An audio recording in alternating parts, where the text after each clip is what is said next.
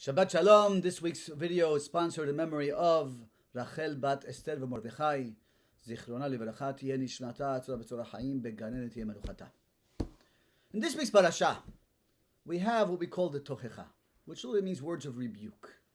But there are 98 kilalot, curses, that are found in our parasha.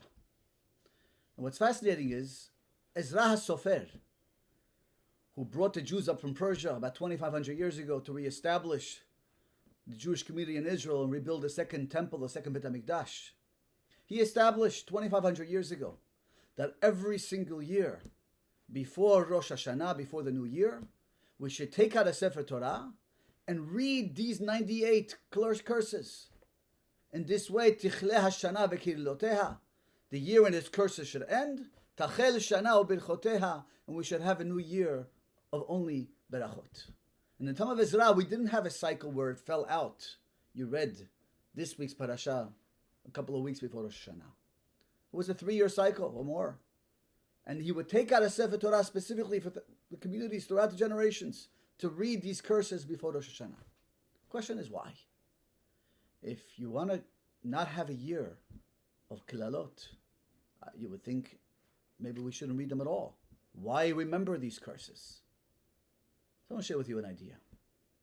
See, at the end of the parasha, after it goes to the 98 kilalot, 98 curses, it says the words, Ele divrei haberit.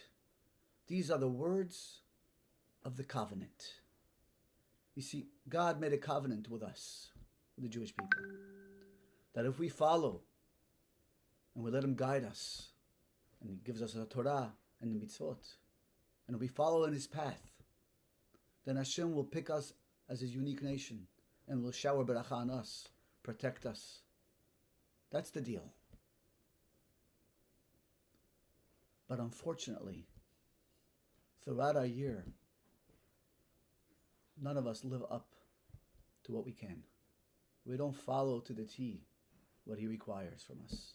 And we don't live up to expectations of who we should be. We violate this brit, this covenant. We kind of walk out. We're not really part of it. So there's 2 ways to establish a covenant and to be a part of it. The easy way is to keep it. We made a deal, we made a pact. I'll do my side, God, you'll do yours. What if we don't? Then we're out. So the answer is there's another way to keep the pact, to keep that covenant, to keep that brit with God. If we recognize that everything that happened this past year in our lives, all the challenges, the difficulties, the sickness, whatever it may be, God threw in our path, and this year was a challenging one for all of us.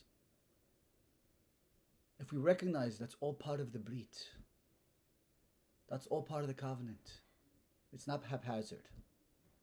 But there's a reason why it happened. It's because we have a pact with God. And we recognize that everything that happens to us this year is because of this brit, this covenant that we made, and that we're not following it. So then we're also keeping that brit. And we're part of that pact. We're part of that covenant. You see, on Rosh Hashanah, if you look at our prayers, there's almost no mention of, God shower me with this and give me that, all our requests. There's no requests on our prayer. Here we're judged for a new year, that we want to have a great year, and nothing. We don't ask anything about anything. The focus of the prayers really are Malchuyot, God is king and ruler of the world, Zichronot, remembrances, and Shofarot. That's it. But if you look at Zichronot, remembrance, we finish the section in Musaf dealing with Zichronot, remembrance, Hashem shall remember us, let Tovah for good. We finish with the words, Baruch Ata Hashem, blessed are you Hashem, Zocher HaBerit, who remembers the covenant, the brit He made with us. You see, if we reflect on our year, and we recognize that everything that happened to us is because of this brit, this pact that we made in this deal, and that we didn't keep up to our expectations, so there's consequences. So then we're part of the brit. And when we stand on Rosh Hashanah before God, and we say, Zocher HaBrit, remember, Hashem, we're your children, the ones you made that pact with. And we said if we keep the Brit, we keep the covenant, you will protect us, you would guide us, you will shower us with blessing. So now in Rosh Hashanah, when we read out loud in front of a minyan, and we say these klalot, we're proclaiming aloud, we recognize that everything that happens to us, the challenges, the difficulties, are part of this Brit. So when we stand before God on Rosh Hashanah, we say, Zocher HaBrit, remember God. We recognize that we're part of this Brit. And because of that, now you can shower us with blessing and beracha for the coming year. So by reading these klalot, we put ourselves power into this covenant, even though we didn't follow it to a T. And this way comes Rosh Hashanah. Will be Tachel Shana Birchoteha.